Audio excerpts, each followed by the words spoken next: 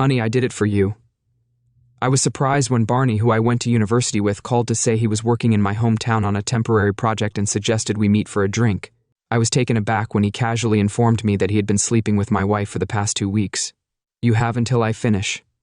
I know you're going to run as fast and as far as you can, but I'm going to catch you. And I have a feeling you won't like what happens when I do. Barney swallowed, but he didn't move from his seat. I'm here to apologize for not knowing she was your wife. I would never have done that to you on my own. I'm sorry, old friend. She told me she was divorced and looking for some fun. Old buddy. The truth is, even before this revelation, Barney wasn't my buddy. We were roommates freshman year of college, so we had to get along. I was an IT major, he was a chemistry major, and the rest of the gang was English. After freshman year, he hung around with us. He was always around, but he was a bit of an oddball.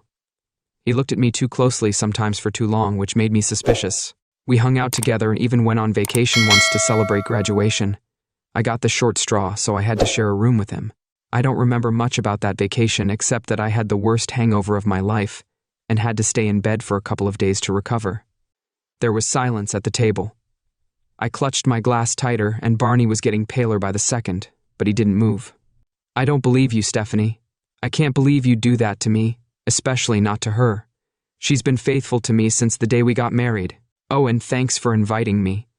I only invited my friends, the whole gang except for me. So that's it, huh? You made up that lie about my wife in a fit of rage because you're still angry that I didn't invite you. You were at my wedding 6 years ago. I haven't seen you in 10 years. You miserable bastard. Well, maybe it wouldn't have happened if you'd invited me. I would have recognized her right away with those words.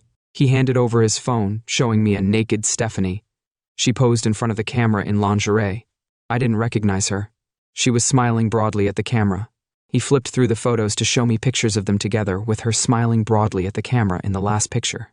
She had her legs wide apart in front of the camera, and his head was between them as she threw her head back. We had always had a good sex life. Our sex life was great. We were always there for each other. So when I found out she was having an affair, it was really tough to accept. She was my everything, and I felt the same way about her. I trusted Stephanie and believed in us. So when you came along, I was taken in by your charm. You almost had me fooled. I have to say, I don't believe you. I know Stephanie, and I trust her. I know she wouldn't do this. Look, I'll prove it to you. Tell her you're working late. I know you have to work late sometimes, or Steph wouldn't be able to meet me. I flinched when he called her Steph. She hates it when anyone he calls her by a name that isn't her full name. I tried it once and I won't make that mistake again. I should have punched him when I had the chance, but I decided to do what he asked, at least to keep him quiet long enough for me to kill him after I talked to Stephanie. Barney picked up the phone and said, "Hey Steph, when can I see you again tonight? I'll be there in 15 minutes. Don't forget to give Humphrey one of those pills I put in your cheese. You know how much he hates me. If you give it to him now, he'll be asleep when I get there. You better be telling the truth. If you touched Stephanie or drugged my dog, you'd wish you'd never. I didn't know that at the time. I'm just trying to prove what Stephanie's really like, because you don't believe me. I'm sorry. I had no idea she was married, let alone to you. I'm sorry, but you deserve better. As for the dog, Humphrey's going to be fine. For some reason, he hasn't accepted. I'm sorry, but he just barks and growls when he sees me. Well, at least he's loyal to me, unlike some people. This pill won't hurt him. It'll just help him take a nap. You believe me now?" Barney said, sipping his drink. "Give me 15 minutes, then come home. I'll make sure we don't go too far. I can't do that to you now that I know the truth. I'm just trying to save you from that lying cow. How noble of you." I growled. He walked away quickly, and I was left sitting there stunned. Of course, he must be lying.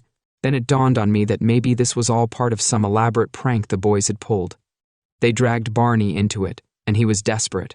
After all these years, he'd agreed to everything to get back into the gang. I guess that's the way it is. I wouldn't be surprised if they all jumped out when I got home. That's why Barney said he wouldn't go too far tonight, because he couldn't, since Stephanie wouldn't agree to go too far purely for a prank. I was almost convinced. I finished my pint and headed home. I crept up to the back door, expecting everyone to pop out to greet me. Humphrey was suspiciously quiet in his basement. I began to feel uneasy again. I entered the hallway and could hear music playing, but there were no other sounds. I went into the living room and saw Barney standing in front of the fireplace, pants down to his ankles, accepting one of Stephanie's gifts. She was shocked and bit down on something Barney had bitten down on, along with shards of antique jewelry. Unfortunately, she didn't bite. It was enough to make Barney scream almost as loudly as she did. I stood there looking at the whole thing. My leg seemed unable to move. Barney bent in half and Stephanie stared at me in shock, brushing away the shards of glass. "It's not what it looks like," she shouted. "Is that the best you can do? You have an explanation for why you're doing this to my old friend Barney with those words." I turned around and picked up Humphrey's dog bed and all. I was taking him to the vet because he was the only one that mattered right now. The vet turned out to be excellent, and there was no waiting at this late hour. We didn't know exactly what he'd been given, but from the looks of it, he was fine aside from being in a deep sleep. We decided that as a precautionary measure, he should stay overnight at the vet so they could keep an eye on him and make sure there were no after effects upon waking. Poor little guy. I went home. I found Stephanie sitting alone in the kitchen. "I think your boyfriend left, didn't he? I wish he'd taken you with him because I don't need you anymore. Get out of my sight. Where's Humphrey?" "She swallowed thanks to you, so I had to leave him at the vet's. They're keeping him there for observation. If he gets hurt in any way, it'll be your fault. You'll love my reaction. It'll be a lot worse than a divorce, I promise." "I don't want a divorce. We can get over it. It was just a mistake. We can get over it." "Well, we really can't. I don't give second chances, not even to you." With those words, I packed my suitcase. "Where are you going?" Stephanie screamed. "You didn't even let me explain." "What kind of explanations can there be?" "Stephanie, should I call you Steph? Like all your boyfriends?" "I don't have boyfriends. He's not my boyfriend. If you just let me explain, you'd owe me." "I don't owe you anything. I'm going to sleep at the hotel. You better be at your mom's when I get home from work. Tomorrow, unless you're planning on moving in with Barney." I slammed the door so hard it rattled the frame just as I headed for my car. Barney showed up. "Where are you going?" "I'm staying at a hotel until that idiot moves out. You can have her if you want." "I don't need her. I don't need her. That's not the point. I just wanted. I know you don't believe me, but don't go to the hotel. Come and stay with me. I'm sorry about what happened. Let me make it up to you. I was just trying to protect my friend. I thought it was funny when you found out, but you still got what you wanted." She was very persistent. "I thought the best way to prove it to you was to do it this way. I'm glad it worked for you. I know what will help me at this point." I put the suitcase in the back seat of the car and hit him with all my might. I hadn't hit anyone in a long time and had forgotten how much it hurt, but the pain was worth it. He went down. He went down after one punch. He's lucky I didn't run him over. "You filthy bastard, that's for Humphrey. Wait till you see what happens to you for ruining my marriage and my life." I left it in the driveway as I drove out of the garage. I saw Stephanie in the rearview mirror. I expected her to rush over to Barney, but she pulled. I spoke to the vet first thing that morning, and they said I could pick up the dog at lunchtime. I took him to work, and he settled under my desk. Being the boss has its perks, but sometimes you have to work through the night. Is that why Stephanie gave in to Barney? Was I? She knew I was building a business for our future, and we actually spent a lot of time together, which is why I was so shocked. That's why I was heartbroken last night when Humphrey and I got home. Stephanie wasn't there. She left a short note. "I'm at my mom's waiting." I crumpled the note and tossed it in the trash. She'd have to wait a long time for that conversation. I was confused by the situation and knew I needed friends. I called Oliver and told him what had happened. He's the last person I'd marry, but he promised to spread the word. I think he was almost as shocked as I was. Bloody Barney. What was she thinking later, after I'd had a few shots of whiskey? The rest of our gang started calling or texting. I had an interesting conversation with Callum. He lived the closest, and the four of us often met up with him and his wife, Laura. "Look, I know this won't change anything for you, but I think you should talk to Stephanie." She talked to Laura. I don't know what it was about, but Laura says there's more to the story. She also said that Stephanie may be the stupidest woman till she's furious with you, but she says there's more to this case than meets the eye. She told me it wasn't an affair, but I don't know what that means. I'm not happy that she has more to say, but she says you have to hear it in person first. We were interrupted by a knock on the door. I couldn't believe it when I saw Barney outside the door with 2 black eyes and an obviously broken nose. "I just wanted to say that I didn't tell the police you did this to me. I understand that you were upset and why you blamed me, so I won't. I still want us to be friends. I know we've lost touch, but we used to love each other. Are you serious? I could never be friends with you after what you did. You make me sick. I could never get the sight of you two out of my head. Do something before I find another part of your body to break. He floored and stepped back, but he didn't leave. I'll give you time, but I want you to know that I'm there for you when you calm down. I will always be your friend. I'll always take care of you. As I closed the door, I was seriously starting. I hadn't heard from Stephanie for a week, so I went to my lawyer to see what the divorce would look like. The offer wasn't great, but I could afford it. Fortunately, my business wouldn't be affected, as it would remain solely mine due to the way it was set up. However, Stephanie will receive most of the profits as alimony, unless I can prove that she earns more than me. I won't be doing any additional work from now on. What's the point of that? Friday night I got a call from my mother. I've always got along with her and called her Mum, especially since my own parents have been dead for a long time. They're not dead, but they might as well be. They live in Spain and are too busy with their social life to think of their only son. I've always had a special affection for her. Hello, my love. I was really touched. The simple kindness and care she had shown me was overwhelming, and I just burst into tears. Oh, my poor darling. I'm on my way. When she arrived, she had just entered the house with the spare key. I never had time to change the locks. I was in her arms before long, and she was rocking me and soothing me like I was a little kid who fell off his bike and scraped his knee. My stupid girl did that to you. I always loved you like family, and I could have punched her. I really could have. How could she be so cruel? I asked. I thought she loved me as much as I loved her, and that we'd have kids soon. I know we are, honey, and she really does love you very much. If she didn't, she wouldn't have spent all week in my arms crying. She's not really cruel, no. She was just stupid, but I don't think she was being cruel. I think she was just being honest with Callum and Laura about what happened and why she did it. That's why I'm not defending her. She knows she made a mistake, but I know she loves you and only wants what's best for you. You'd be better off talking to her as soon as you can. She needs to tell you everything herself. She heated up the lasagna and made me drink a lot of water. No more drinking until everything's settled. It'll be a long time before the divorce is finalized.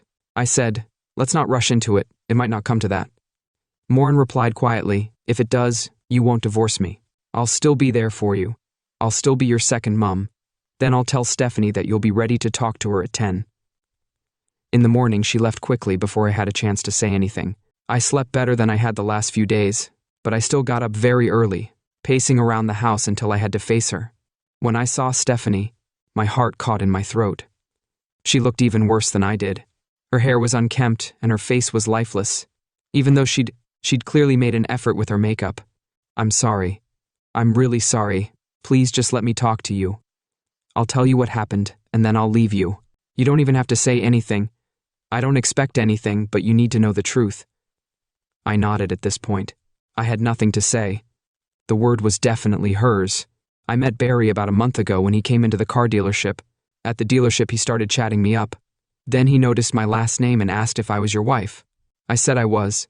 He was pretty upset, saying how close he was to your gang and how you just blew him off. He never understood why. He said how much he missed all of you, but especially me. He talked about me in such glowing terms. I felt sorry for him, obviously. You were. He was more important to him than he was to you. You mentioned him several times and I saw pictures of him, but I felt sorry for him. It was almost the end of the day.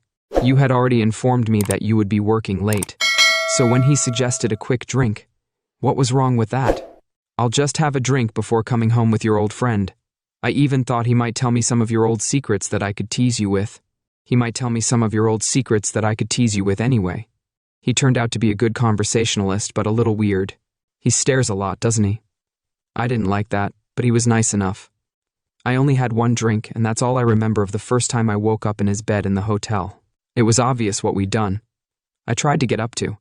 I considered going to the police to take tests to prove he drugged me, but then he came back into the room smiling. I think you liked it.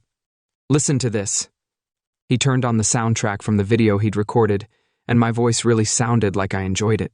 I begged for more, for him to do it harder and faster. It was horrible. Who would believe me now? How could anyone believe me? I knew. The predator had me trapped. You could have told me, and I would have gone to the police with you. I know. But you never would have looked at me the same way. There'd always be some doubt. In fact, at that moment, I was even doubting myself. I could still go to the police at that point. I had a chance while I still had drugs in my system. But then he played his trump card. He didn't just do it to me, he did it to you too. If he hurt you, he hurt me. Please let me explain. When you were on vacation, he did the same thing to you. He drugged you, slept with you, videotaped you, and took pictures of you. He showed them to me. You said that on those vacations, you had the worst first hangover you'd ever had. He refined the drug cocktail and used it on me. You didn't look like you were enjoying it, you looked like a zombie. But you were definitely participating at this point. I ran to the sink and faced my breakfast again. I didn't push it away when she stroked my back, and you saw that. I knew you didn't know about it, and I didn't. I want you to know about him and us. He was using both of us, wasn't he? He said you'd never even know if he met me a few more times while he was here.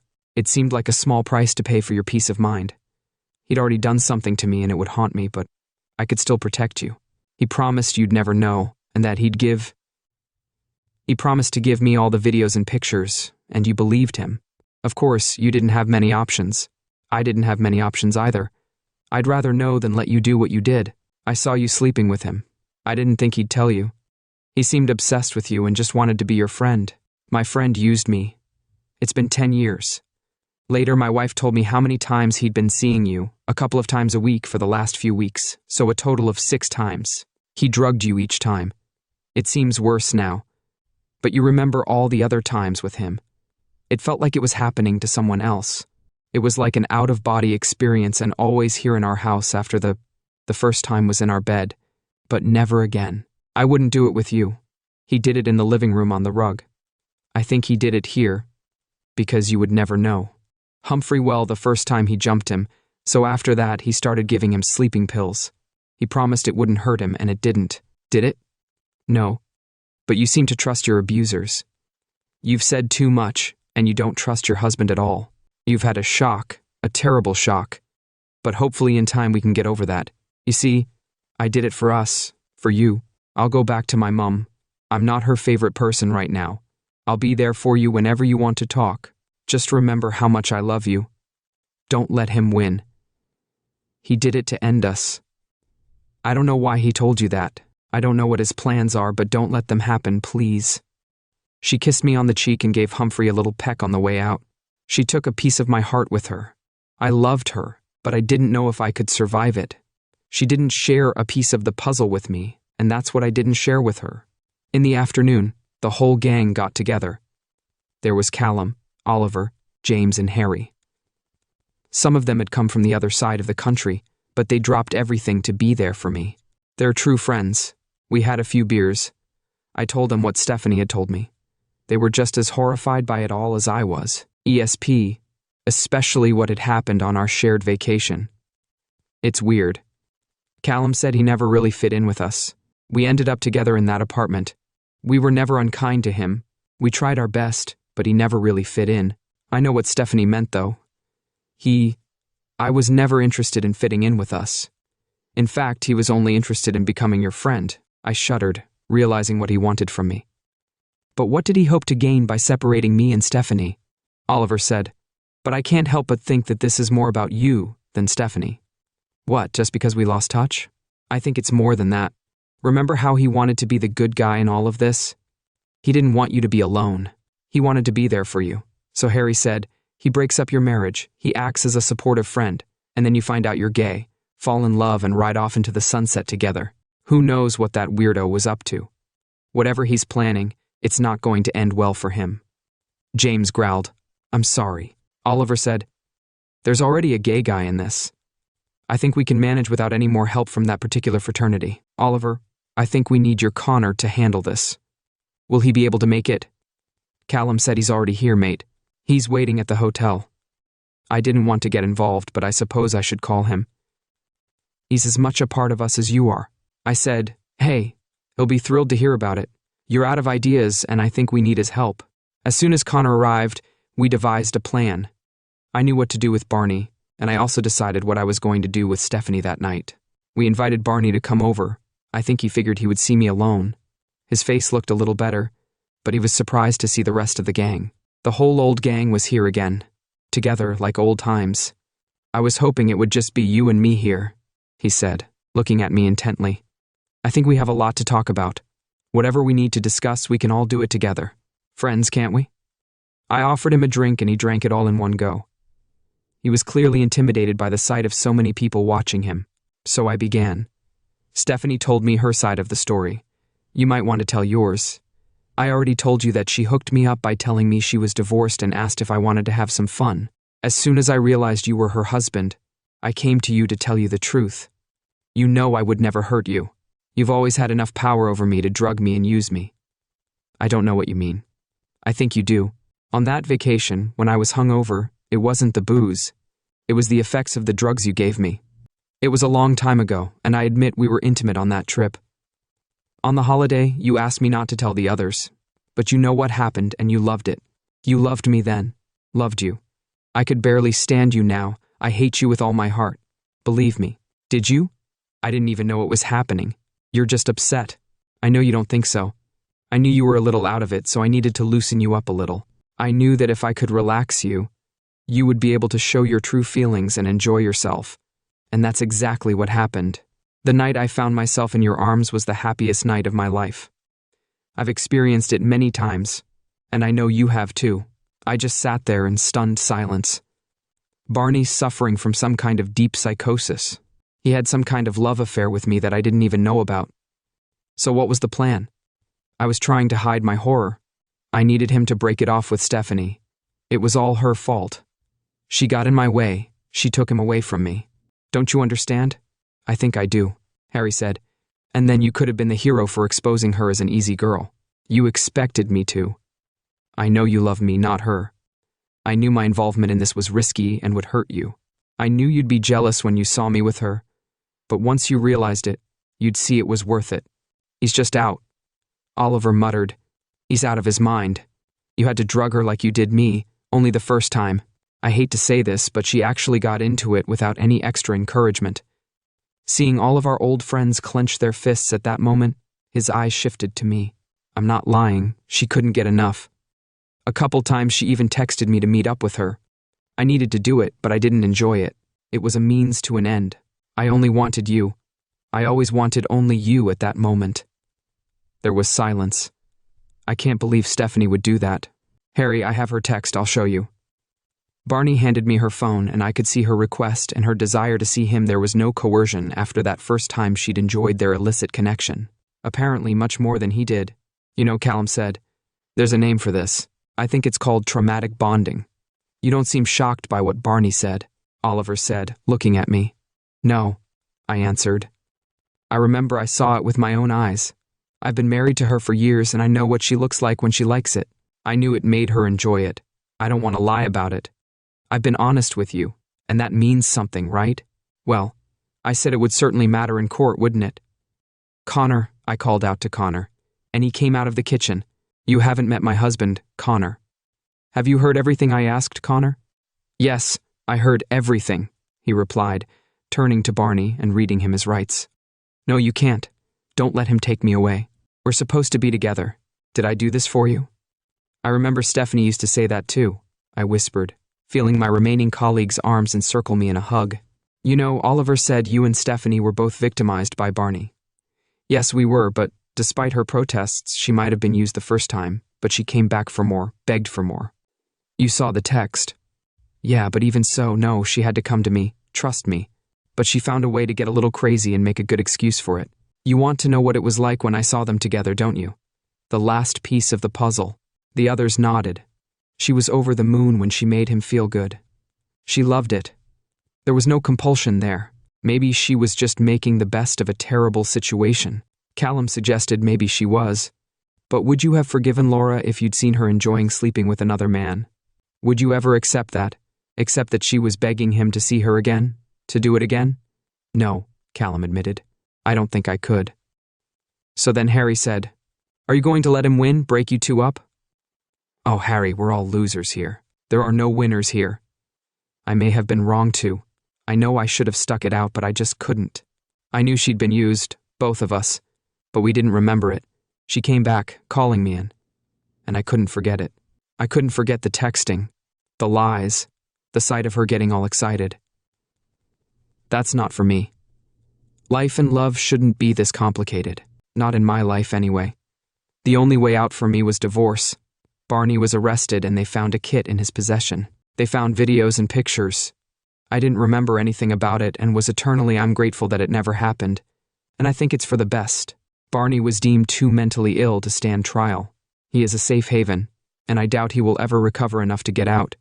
He is in a hell of his own making, and his obsession with me continues. I'm told he cries for me every night. Morin says Stephanie cries for me too. She cries for what she's lost to her mother. She admitted that she began to enjoy illicit affairs with Barney. She didn't like him, but she enjoyed playing the easy girl with him. It was a part of her personality that she never had the courage to explore with me.